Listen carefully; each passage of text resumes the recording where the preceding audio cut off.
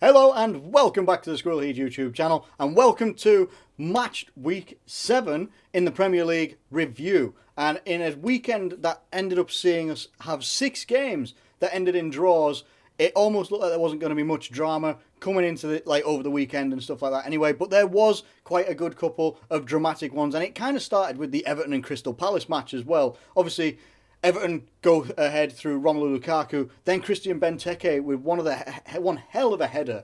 Now, as I always said, if you give Benteke the type of service that he needs, which is what he seems to be getting at Crystal Palace now, you give him that type of service where he's going to get crosses into the box and use that aerial ability that he's got, he will create havoc. And the curling header, and it was unreal, the angle that he had it from, just curls in from a header.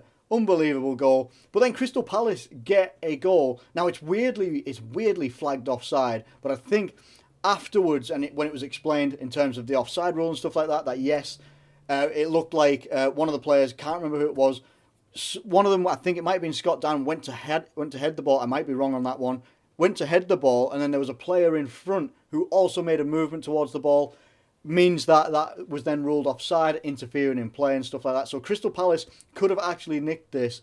But I think a draw on the run of play was a pretty fair result for both teams. I don't think either team will have too many complaints about that.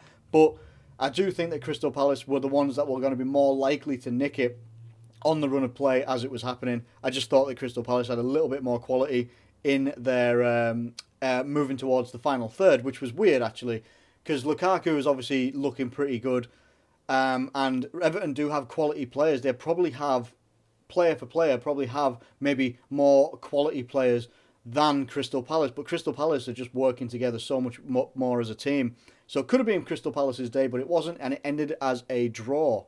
Now I have to talk about the Swansea and Liverpool match in a little bit more. I just want to add a couple more things into it, basically. So obviously, yes, Liverpool did win. We won 2-1. I predicted it was going to be 2-0. My FIFA prediction thought it was going to be 1-0. Turns out it was a 1-goal margin. FIFA was more accurate than I was. But we were abysmal in that first half. We were absolutely abysmal. There's no explaining how we can go from games that we've had recently against the likes of Leicester, against Chelsea, the cup games that we've had, stuff like that, and against Hull, of course, as well. There's no explaining apart from a little bit of complacency. Yes, we have been on a good run, and I said that in my preview, and I think in the review that I did the other day as well, that we aren't going to smash every team. We certainly aren't going to smash Swansea, I didn't think, and we didn't, obviously. In that first half, they did to us what we've been doing to other teams, and it was a bit ridiculous at times, actually, how bad it was, and it was quite worrying as well, because in that first half, if Swansea had been a little bit more clinical in their finishing, and they actually had took their opportunities that they had, they could have been going in half time 3-0, and that would be an insurmountable thing to climb for us. Luckily, they didn't. Leroy Fer got his goal from a bit of a defensive mishap. Karius as well, probably a bit at fault, could have maybe stopped that cross coming in, stopped the balls going in. There was a touch of offside, but at the end of the day, it shouldn't have even been given the opportunity to get that far into the box, in my opinion. We should have been taking care of that ball a lot quicker. Lovren probably at fault as well for not actually clearing the ball or taking care of marking his man. Henderson ran off his man as well, didn't take care of that one, and it ended up back of the net, and we go into half time, and it was 1-0 down, and I'm thinking, shit, because we were bollocks. Up to that 5 minutes before half time, that was when we started to kick it into gear a little bit, but not in any great, not in any great amount, if you know what I mean. Coming to the second half, Firmino gets a good header. It literally is just a glancing header that just directs it ever so slightly, and then Milner gets a penalty, which in some games that penalty doesn't get given. So there is a slice of luck in that one as well. And I know opposition, other fans of other teams and stuff like that, are saying that Liverpool have been getting penalties left, right, and centre in the last couple of games. That's fair enough. You are entitled to your opinion on that one. But these things happen. I'm not going to turn around and say that whether we deserved them all, but you can also say that of other teams over other seasons and stuff like that as well. And there's also been seasons where we should have had penalties for certain things and we don't get them. So I'm not saying, I don't believe in that thing where people say it'll even itself out over the course of a season, because it doesn't. It just is a slice of luck here and there. Thankfully, we've got Milner now, who is as cool as when it comes to a penalty. Doesn't matter where he seems to put it. It seems like it will go in the back of the net. I'm quite happy with that. I'm happy with the result. I'm always happy going into the international break on a high because our international breaks are normally generally pretty shit. Let's be honest with you. Yes, we've got a couple of injuries come out of it. Apparently, Lovren and Lallana don't look like big ones, but then the new one came out with Nathaniel Klein, and I don't actually know what that is. Apparently, that's something to do with his knee, but I don't know if that's going to be a long-term one or something like that. Your first solution that comes to mind is that you switch Milner to right back and you end up bringing Moreno in as left back, because obviously Milner is the most flexible player in the Premier League, probably in football right now. He's the most flexible player who could pretty much play anywhere apart from in goal. So you'd probably switch him out to the right-hand side just in case Klein isn't available, and then we can pretty much just roll from there. But I'm pretty happy. Happy with the positivity, happy with the fight from the team to get back into the game, and I'm very happy for the Swansea player who missed in the 93rd minute and would have brought it 2-2. I am very happy. Unfortunate for that player, but I'm very happy for us. Next up, we have Hull versus Chelsea, and Chelsea made a couple of changes, obviously, in their lineup. Let's have a look here. They went to a 3-4-3, which seemed to do wonders. I think Conte obviously seems to prefer working with a 3 at the back. Getting Ivanovic out of there as well, it is probably the best thing right now, because Ivanovic has been going steadily downhill for the last 2 to 3 seasons, and he's been quite culpable in his play in recent games. And then obviously, Hull couldn't really break down Chelsea when they've got that many players, and good quality players as well, let's be honest. Chelsea have had a couple of off weeks, and they still have the quality in the team, as long as they don't down tools, like very early on when they get some pressure on. And they didn't down tools in this game. Space of 6 minutes, they got 2 goals, Willian and Costa, quite similar goals as well. And it's positive for Chelsea. They've had a couple of tough weeks, and I'm not a Chelsea fan, obviously, or anything like that, but it is positive for Chelsea to get a win. It means that they still could get the opportunity to go into that top 6 near the end of the season, but they really have to put these performances on every week, grind out results, use their quality players, likes of Willian, Costa, Hazard, all those types of players, to their full potential. Hull, unfortunately, they came up against a team that was really wanting to rally, and they needed a win desperately. So it's unfortunate for Hull, but a good victory for Chelsea. Up next, we've got Sunderland versus West Brom, and West Brom go through quite early with Nasser Chadli getting a good goal, but then Van Aanholt. Now, it's actually there's a news article that came out today, I think, or I read one today, that apparently David Moyes is going to look to turn Van Aanholt into a winger, which is probably quite good, because at the moment Van Aanholt seems to be the player that is creating the most the most opportunities. West Brom are doing okay. They're not doing anything special at the moment, but they're not. I don't think they're in trouble either. I think Sunderland are the ones, obviously, out of this one that are in the most trouble. I think they've only got maybe 2 points, something like that, 2 or 4. Can't really remember which one. But yeah, they've got maybe a couple of points here and there. They need to kick on after the international break big time. Otherwise, it's a relegation battle all season that they don't want to be dealing with like they have in the past couple of seasons. And coming up next as well, we had another draw. West Ham United versus Middlesbrough, and another one of those. West Ham just can't keep goals out of their goal right now. Payet gets a good goal.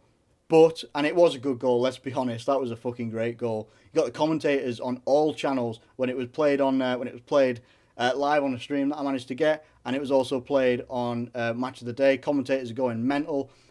Is this going to be his moment? And he just keeps running with it and running with it. It looks like he's going to run out of space. Slots it in like only Payet can in that team, and he is a very, very good player. West Ham, unfortunately, cannot rely solely on Dimitri Payet. Yes, he's a great player, and he is a great player. There's no bones about it. He's a brilliant player, but you can't rely on him all the time to do everything. There's 10 other men on that pitch, 9 if you're only including outfield players.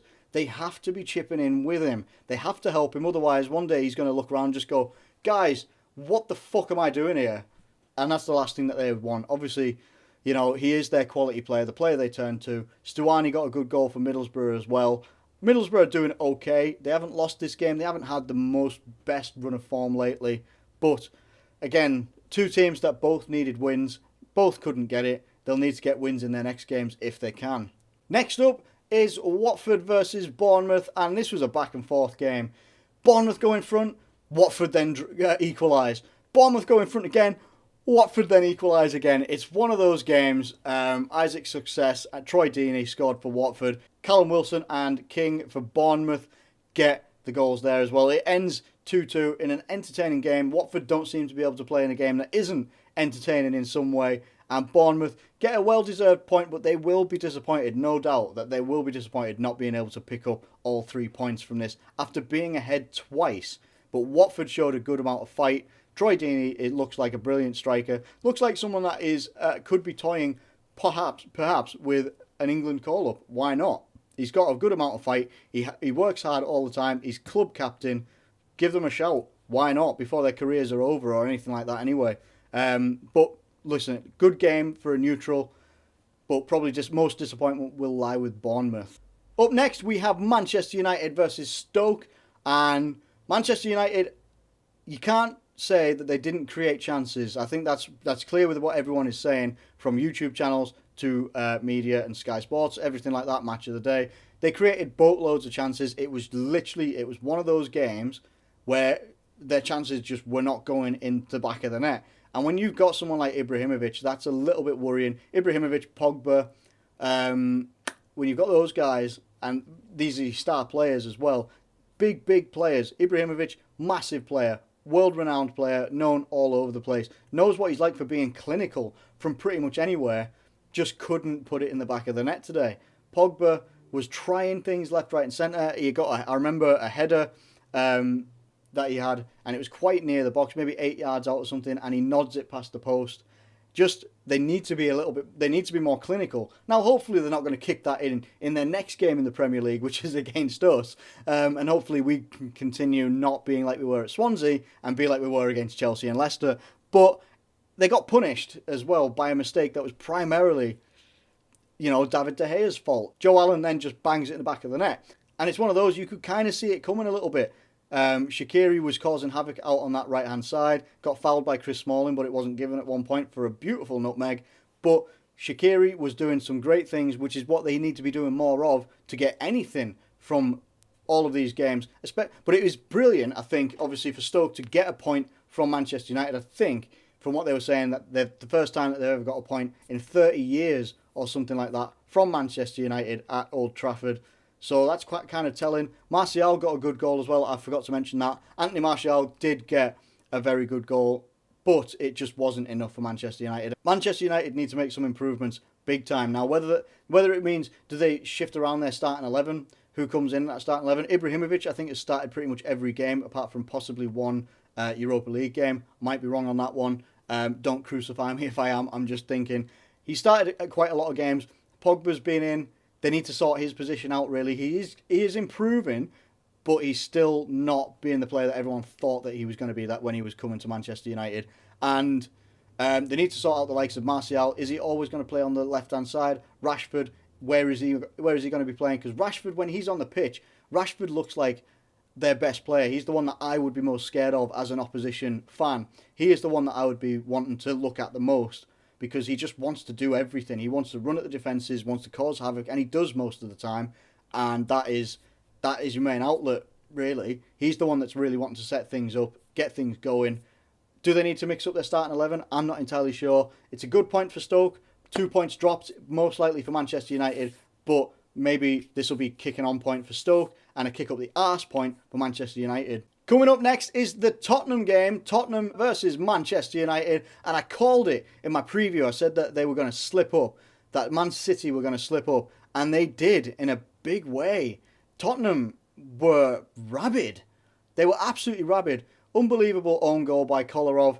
Could happen to anybody, and it's certainly happened to us a couple of times when we've had Skirtle, Carragher, and Kolo Toure as well.